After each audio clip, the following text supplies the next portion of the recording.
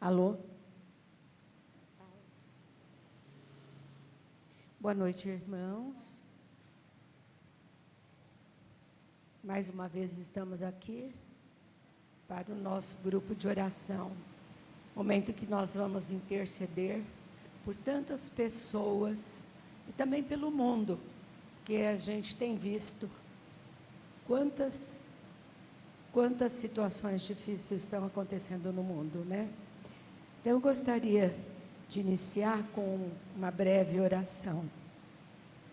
Senhor meu Deus, meu Pai, Deus soberano, que está acima de todas as coisas, e nós cremos, Senhor. Nós te pedimos, Senhor, o seu cuidado, o seu amor, a sua direção para tudo que vamos fazer, aquilo que vamos decidir em nossas vidas. Que nós não sejamos loucos ao ponto de esquecermos-nos de Ti e agir segundo o nosso coração, Senhor. Nos guia, nos dirija, que o Senhor seja o norte de nossa vida. É isso que nós te pedimos, Senhor, em nome de Jesus, Pai. Amém.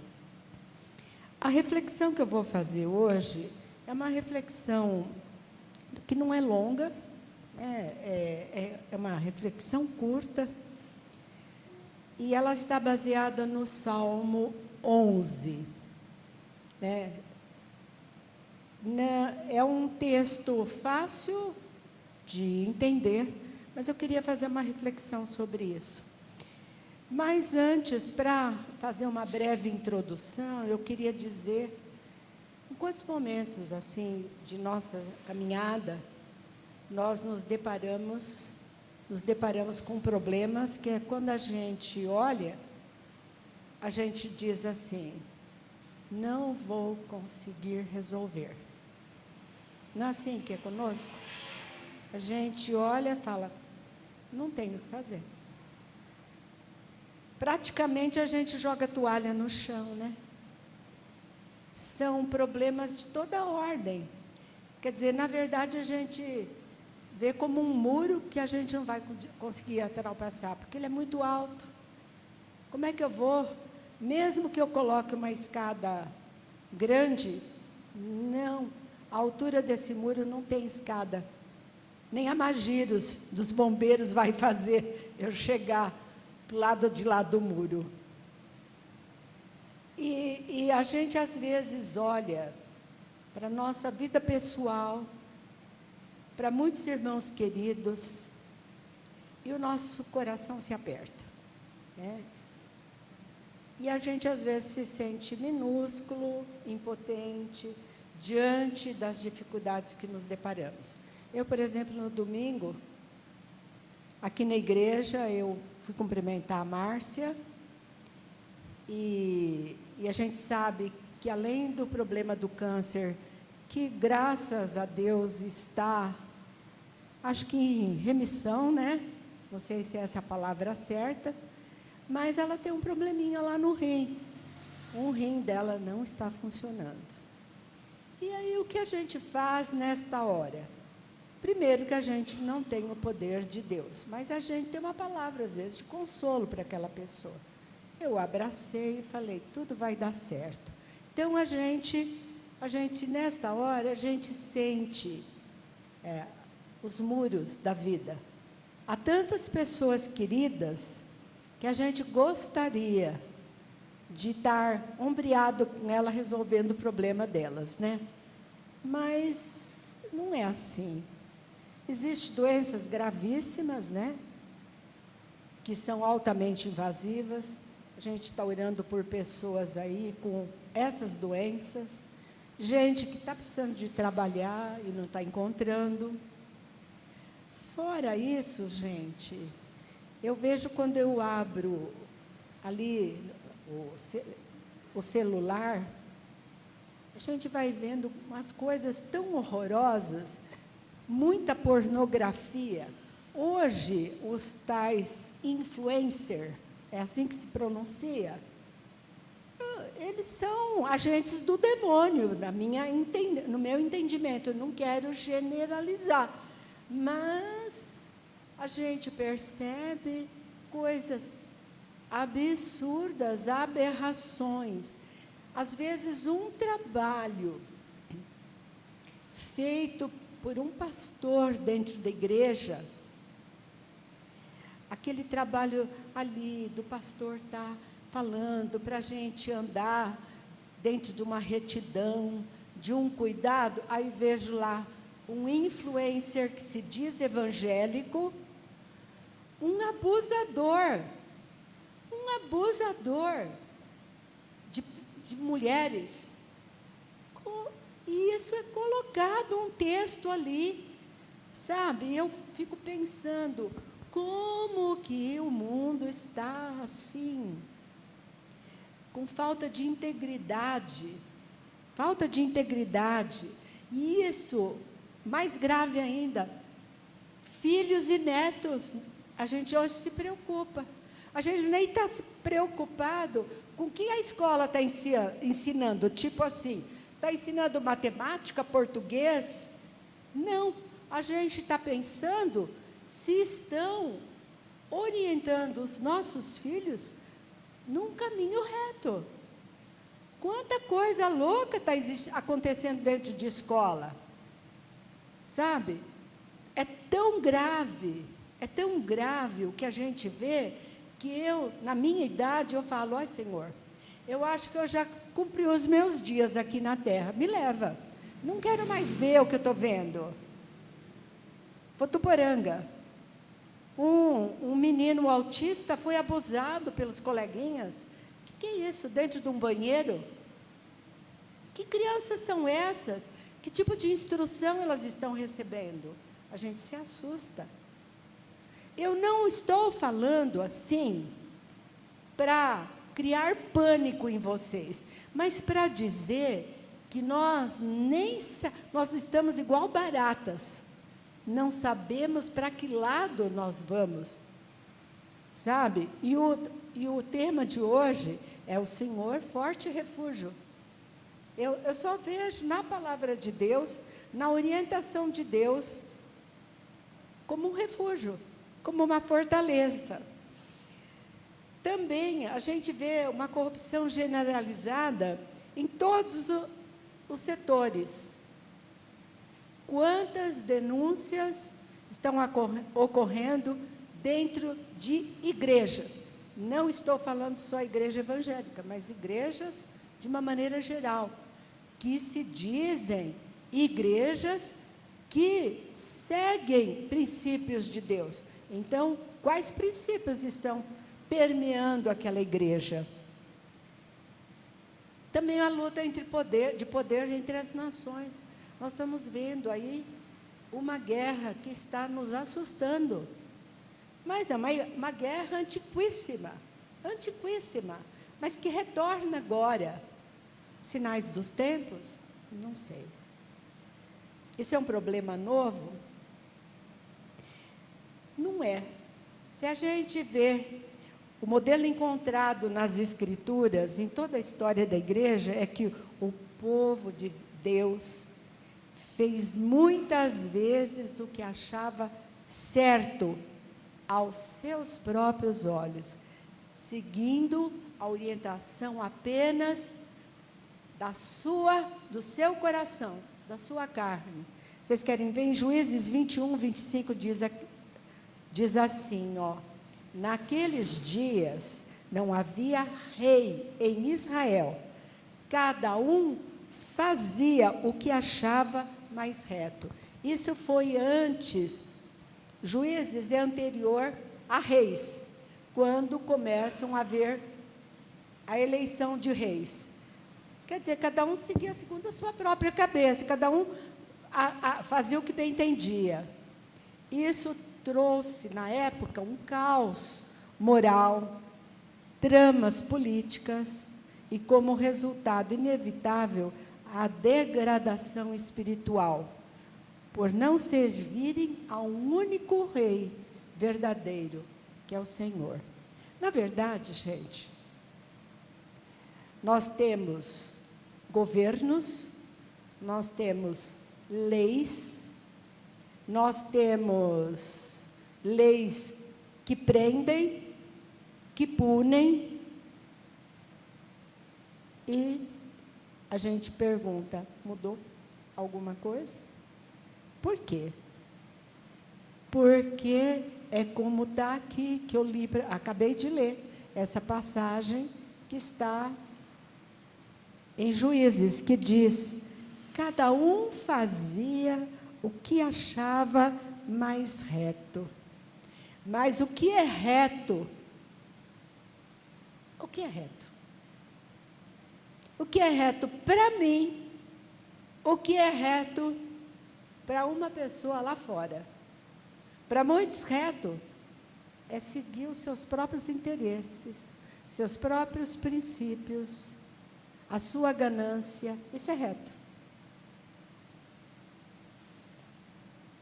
E aí, quando a gente lê o Salmo 11, vemos assim um questionamento de Davi. E esse salmo eu achei ele muito assim oportuno para essa reflexão. Ele diz assim: no Senhor me refugio. Como dizeis, pois, a minha alma, foge como pássaro para o teu monte? Porque eis aí os ímpios armam o arco, dispõem a sua flecha na corda, para as ocultas dispararem contra os retos de coração. Ora, destruídos os fundamentos, que poderá fazer o justo? O Senhor está no seu santo templo, nos céus tem o Senhor o seu trono, os seus olhos estão atentos, as suas pálpebras sondam os filhos dos homens. O Senhor põe à prova ao justo e ao ímpio, mas ao que ama a violência, a sua alma o abomina. Fará chover sobre os perversos brasas de fogo e enxofre. Fará chover sobre... e vento abrasador será a parte do seu cálice. Porque o Senhor é justo, Ele ama a justiça, os retos lhe contemplarão a face. Interessante, né? Aqui nesse salmo, escrito por Davi, e me parece, pelo que eu dei uma olhada, numa época em que Davi estava sofrendo, assim, uma perseguição do rei Saul, né? Porque Saul tinha uma dor de cotovelo com o Davi, né?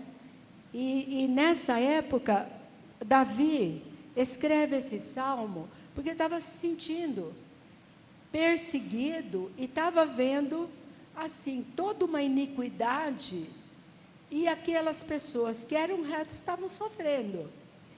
E esse salmo está dividido, eu posso destacar assim, duas partes nele. Uma parte aonde Davi coloca o problema, né, da luta com a iniquidade, com a injustiça, com os perversos, e uma resposta, quando ele percebe que a única resposta que ele vai encontrar será no Senhor. Então, vamos dizer, quando ele inicia aqui, ele diz, no Senhor me refugio. Ele já está dando uma resposta aos problemas que ele vai expor abaixo, tá? Então, quando realmente a gente se distancia de Deus, seus princípios, o que vai nos acontecer? A gente tem dúvida, a gente sente segurança, a gente tem medo, a gente tem falta de visão de futuro, falta de esperança. Se a gente somar tudo isso, a gente tem falta do quê? De fé. Mas o Salmo declara, o Senhor está no alto do seu templo, do santo templo. Nos céus tem o Senhor o seu trono, os seus olhos estão atentos, as suas pupilas sondam os filhos dos homens.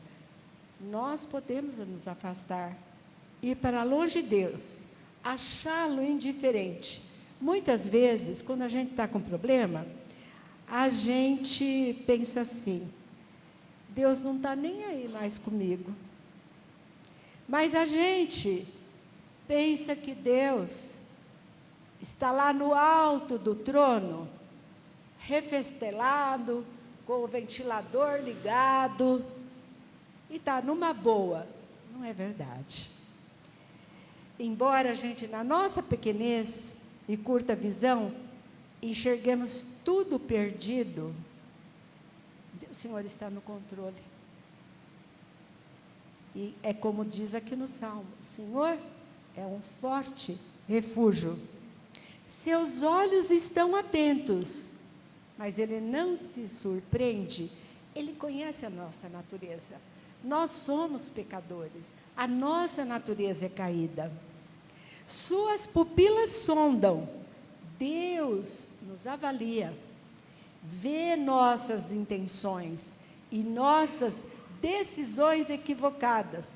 Quantos, por desespero, buscam outros caminhos que não são do Senhor? Quantos se deixam levar pelas paixões?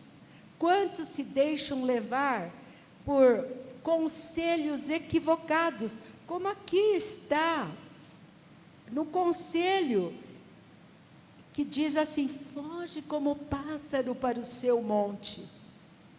Mas não é verdade, eu não vou encontrar ali segurança nenhuma, porque o único refúgio que eu tenho é em Deus.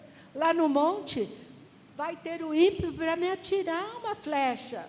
Está aqui no Salmo que diz isso. O Senhor, na sua onisciência, vê, mas Ele não se abala. Porque Ele está indiferente? Não. Ele sabe o caminho. E como Ele sabe?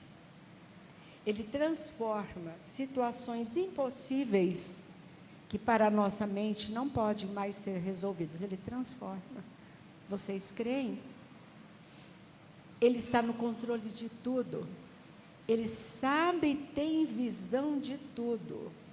O Senhor, Ele é onisciente, onipresente, e dá a solução adequada e também que pode transformar vidas. Muitas vezes a gente fala: nossa, já pedi tanto para Deus, mas Deus não resolve nada. Não resolve nada. A gente está achando que Deus não está resolvendo, mas Deus trabalha não só em mim, mas nas pessoas que nos circundam. Há um propósito em Deus de mudança, porque Deus não vai mudar uma situação, Ele vai mudar as pessoas, porque foi sempre o propósito do Senhor, mesmo quando nós estamos sofrendo, que as pessoas que estão ao nosso lado também sejam impactadas por Ele. Deus não trabalha só individual, Ele trabalha no todo. Eu me lembro de uma situação, de um relato de um jovem atleta, que ele, desses atletas olímpicos, né? E num pulo daqueles de vara, ele teve uma queda e ficou paraplégico. E foi muito doloroso, a família toda ficou assim, revoltada, vamos dizer, revoltada com Deus, né? E ele na cama, aos poucos, ele no início, ele não entendia, ele não compreendia como daquele homem forte, saudável, hoje ele se encontrava ali, numa cama ou numa cadeira de roda. Mas ele teve encontro com a palavra, ele conheceu a Deus e aos poucos, a sua vida teve uma mudança. Sofreu mudança, seus olhos se abriram. Ao contrário de um corpo saudável, nasce agora um espírito saudável, salvo para Deus. E ele passa a ser bênção para a sua família, uma família totalmente longe de Deus. Então, em quem Deus, na verdade, estava trabalhando? Só naquele jovem? Naquele atleta? Não. O propósito de Deus era muito maior. E Deus sabe disso. Ele está no controle de tudo. Ele sabe, tem visão de tudo e dá a solução adequada. E também Ele quer transformar vidas. Deus sempre esteve voltado para a nossa transformação. Deus não está só querendo me curar, realizar um milagre, porque milagres acontecem, muitos milagres. Vocês creem que existe milagre? Mas o que essas pessoas que são o alvo do milagre, em que elas foram mudadas, em que elas impactaram outras pessoas? Muitos fazem como aqueles 10 leprosos. Muitos vêm e pedem milagre, mas um só voltou para glorificar a Deus.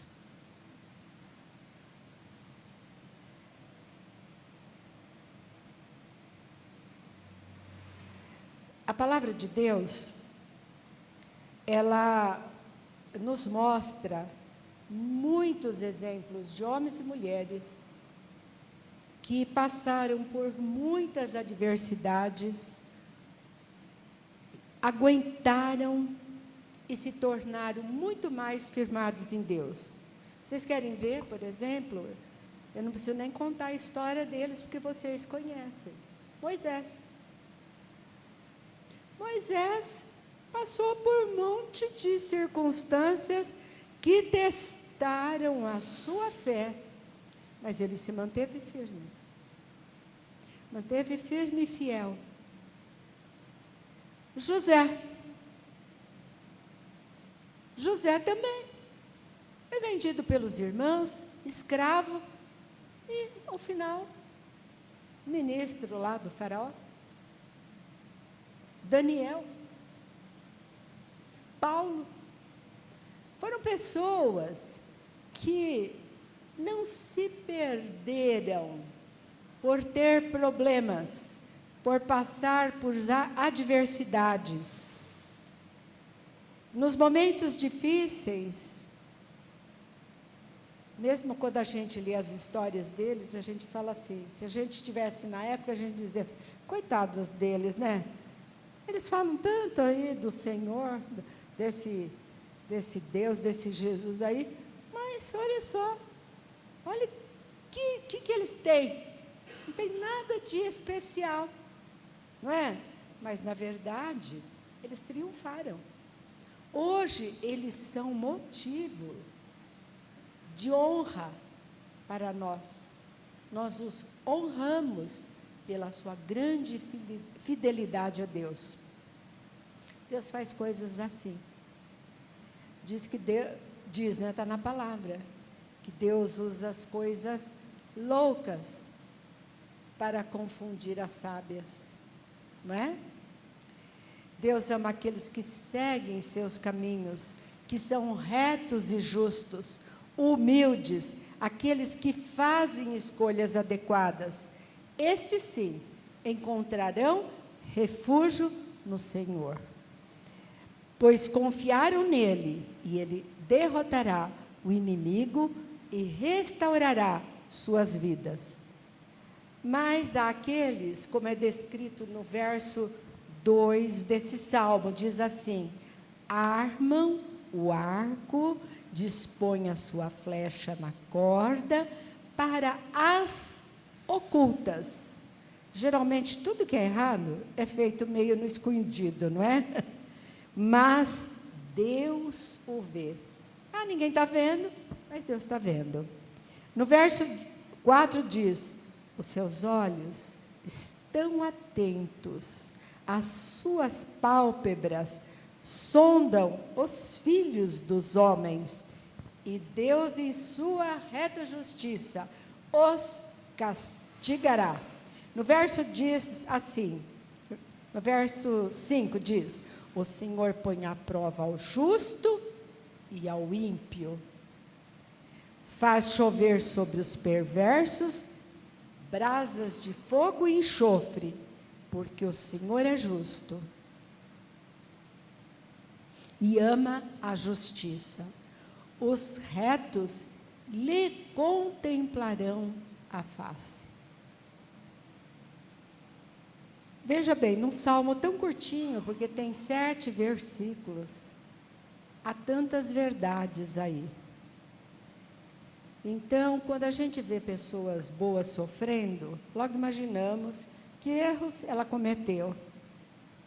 Na realidade, muitos que amam a Deus e são retos, sofrem e muitas vezes morrem. Morrem. Por quê? Porque não amavam?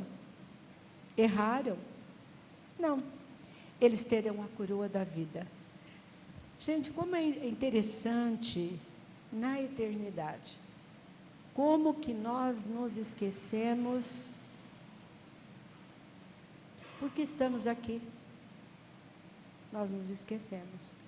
Nós esquecemos que nós somos seres espirituais e não só carnais. E a gente olha muito a nossa carnalidade e não a espiritualidade.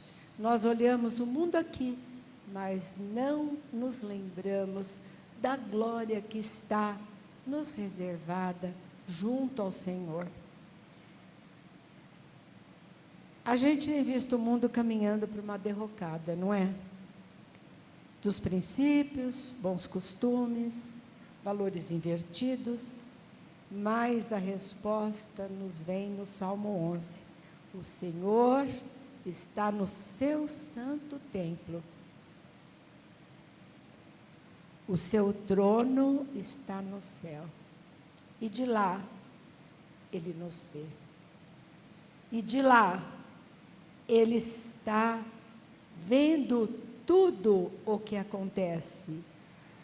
E os retos lhe contemplarão a face. Olha que coisa maravilhosa, que esperança maravilhosa. Quando nós estivermos sofrendo em lutas, vamos lembrar que nós vamos contemplar a face de Deus. Nós vamos contemplar. Que nós temos que nos manter firmes. Que um dia o sofrimento vai acabar. E cabe a nós, desde agora, andar retamente, clamar a Deus, orar e ter fé. Amém? Finalizando, gente, eu percebo, eu estava dando uma olhada assim nessas minhas pregações, eu venho sempre lembrando a cada um e a mim mesmo, que nós temos que manter vivo e aceso dentro de nós a nossa fé, a nossa esperança, se nós quisermos andar junto a Deus. Nós temos que crer que Deus está no controle de tudo. Portanto, o Senhor é o nosso refúgio. O Senhor está no seu santo templo, mas não está longe de nós. Amém? Eu passo agora para a oração, para os pedidos de oração.